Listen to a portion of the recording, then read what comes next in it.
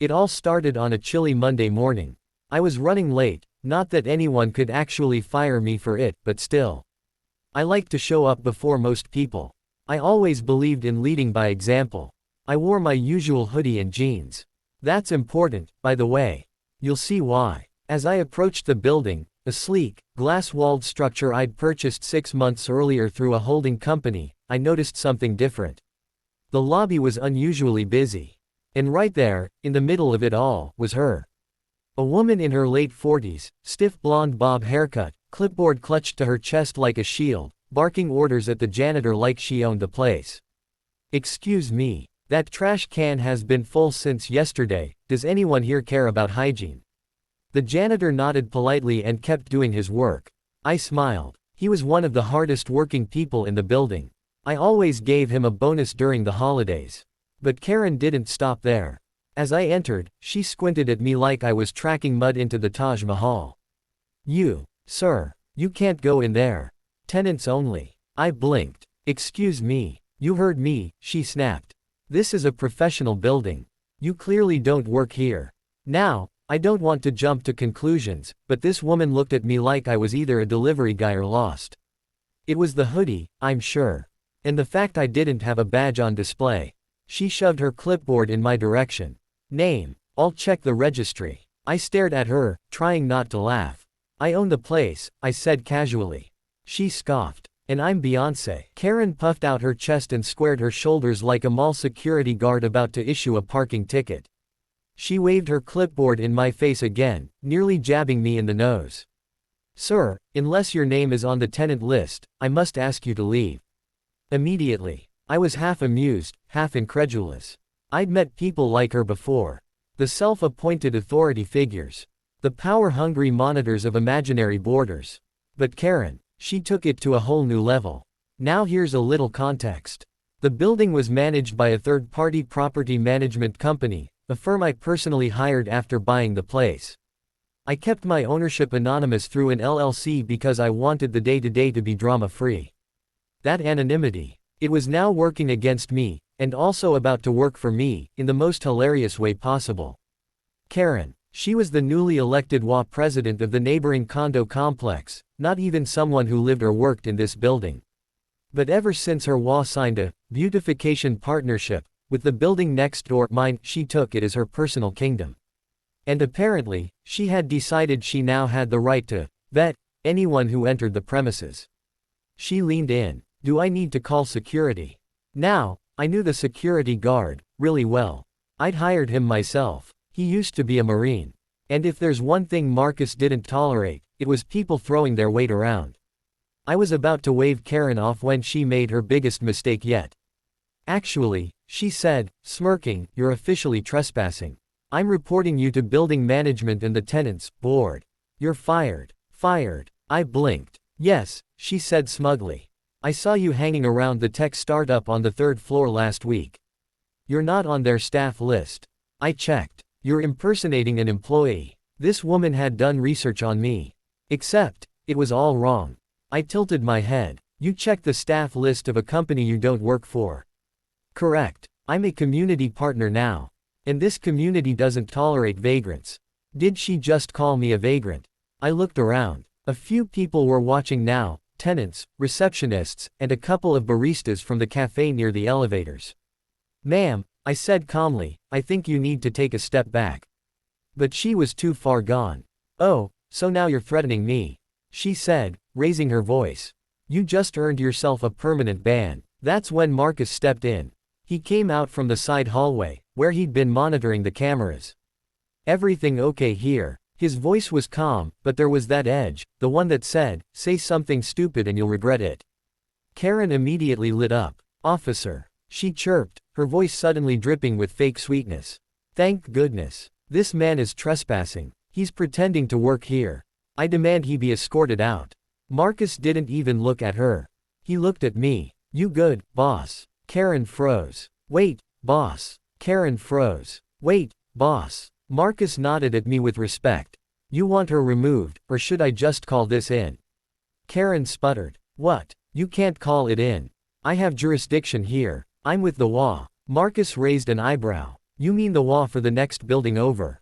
You don't have jurisdiction in this lobby. Karen's face turned pink. Excuse me, but I'm a stakeholder. We signed a partnership agreement for external beautification. That includes lobby standards. I spoke up then, smiling coolly. That agreement covers sidewalks and planters, not building security, tenant management, or personnel decisions. She turned to me. And how would you know that? I pulled out my phone. With a few swipes, I opened the PDF from the Management Cloud portal. Because I signed it. Her mouth opened, closed, opened again. What? I showed her the document. Right there, clear as day, the management company's logo, and beneath it, my LLC's name with my signature. Her eyes flicked between the screen and my face, struggling to process. You're the property manager. I smiled wider. No, I own the building. Gasps. I swear the baristas almost dropped their cups. She stared at me like I'd just told her I was Batman. But, your clothes. I laughed. What? No three-piece suit. No Rolex. Sorry to disappoint. She was stammering now. You lied to me. Nope. You made assumptions. Big difference. For a moment, Karen just stood there, face red, clipboard trembling in her hands, surrounded by the quiet buzz of people enjoying the best drama they'd seen all week. I could have let her go. I could have walked away. But then she made one final mistake. Well, this doesn't matter. She snapped. I still have the right to protect this community. And if you don't vacate the lobby, I'll call the real police. That got my attention. You're going to call the police, on me, in my own building? Yes, I will. You're intimidating me. Ma'am, Marcus said, you're dangerously close to filing a false police report. Karen was shaking now. You're all in on it. I'll sue you for harassment. I'll sue the company. The city. Just wait until my lawyer hears this. I pulled out my phone again and hit record. Please repeat that, I said calmly. For documentation. Karen slapped the phone out of my hand. Wrong move. Marcus moved in like a bullet. In one swift motion, he stepped between us, pinned her hand away from me, and radioed for backup. You just committed battery, he said flatly. Stay right where you are. Karen's face went pale. I didn't mean to. He provoked me. Security backup arrived, one of our off-duty officers who also worked weekends. Within minutes, Karen was being escorted out of the lobby. As she passed me, she hissed, "You think this is over?" I smiled. Oh, it's just beginning. After Karen was escorted out of the building, you'd think that would be the end of it. Right. Wrong. 2 days later, I received a letter, delivered by hand, with a very official-looking HOA logo on the envelope. It was addressed to my LLC, but Karen had scribbled a post-it note on the front, "You'll regret humiliating me. Consider this your final warning. HOA President, Karen J." I opened the envelope. Inside was a ridiculous violation notice. Apparently I had breached the terms of the Community Cleanliness Agreement by allowing unapproved tenants in the building, which included myself. According to Karen, my hoodie diminished the professional standard of the area. She was literally trying to code dress codes into a landscaping agreement. I had to laugh. The next day, I called up my lawyer, a no-nonsense woman named Jenna who lived for this kind of pettiness. After skimming the letter, Jenna cracked her knuckles. "She's trying to weaponize the HOA against you. That's cute. Illegal, but cute. Think it'll escalate." "Oh, it already has," Jenna said. "We're filing a cease and desist immediately." She wasn't wrong. That same afternoon, Karen showed up again. But this time, she brought 2 HOA board members with her, a guy named Stanley who looked like he'd rather be anywhere else, and a very confused older woman clutching a binder like it was the Constitution. Karen marched into the lobby again, chin high. "I am here to conduct a compliance inspection." Marcus blocked her path before she could get past reception. "Didn't we trespass her last time?" he asked. "Sure did," I said. Stanley raised a hand nervously. Maybe we should have emailed first." Karen turned on him like a cobra. "This is our right. We must ensure community standards are being upheld." I stepped forward and handed her the cease and desist letter, sealed, signed, and stapled. She tore it open and read. The further she got down the page, the redder her face became. You're threatening legal action against me." "No," I said. "Against the HOA. You're just the ringleader." Karen screamed. Not a yelp. A full-blown, echo-down the lobby scream. This is harassment. A tenant from the 5th floor peered over the railing. Hey, keep it down. Some of us are on Zoom calls. Karen pointed at me, trembling. You'll see. I'll shut this whole building down. Then she stormed out, dragging the board members behind her like toddlers. The following week, word had gotten around. Everyone, and I mean everyone, in both buildings had heard about the Karen incident. The janitor told me that 2 baristas and a dentist from floor 2 had started a betting pool on what would happen next. I found out through Marcus that the HOA was calling for an emergency meeting to discuss community boundary violations. Naturally, I asked Jenna if I could attend. Oh, I insist, she said. The meeting was held in the neighboring condo complex's clubhouse, a beige building that looked like a mid-2000s waiting room. Fluorescent lights buzzed. Plastic chairs were arranged in rows. Karen sat at the front, her clipboard thicker than ever, her lips pressed into a smirk. She looked at me and whispered to someone beside her, probably thinking I wouldn't notice. Jenna and I sat down in the second row. The meeting started with Karen tapping a microphone like she was announcing a presidential debate. Ladies and gentlemen of the community, she began, we are here today because of a security threat. I stifled a laugh. Karen launched into a dramatic retelling of her encounter with me, except in her version, I was an aggressive intruder who shoved her and tried to intimidate staff. Jenna raised her hand. Are we allowed to present evidence? Karen blinked. This isn't a courtroom. Jenna smirked. Then you won't mind us playing this. She pulled out a Bluetooth speaker and played the audio from my phone. You know, the one where Karen slapped it out of my hand after threatening to call the police. The whole room went quiet.